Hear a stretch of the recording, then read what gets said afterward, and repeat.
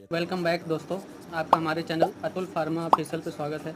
आज हम बात करने वाले हैं ग्रीनटस एलएस सिरप के बारे में। अगर आपको कफ आ रहा है, खांसी है, का उपयोग कर सकते हैं। यह एक कॉम्बिनेशन दवा है जिसमें लियोसाल्बुटामॉल सल्फेट और एम्ब्रोक्सोल हाइड्रोक्लोराइड और एक इसमें गुआफेंसिन सिरप यानी 3 कॉम्बिनेशन का यह सिरप है, जिसका उपयोग प्रोडक्टिव कफ के लिए किया जाता है। अगर आपको कफ में म्यूकस आ रहा है यानी बलगम आ रहा है तो आप इसका उपयोग कर सकते हैं। यह बलगम को छाट कर उसको बाहर निकाल देता है और आपको खांसी और कफ को सही कर देता है।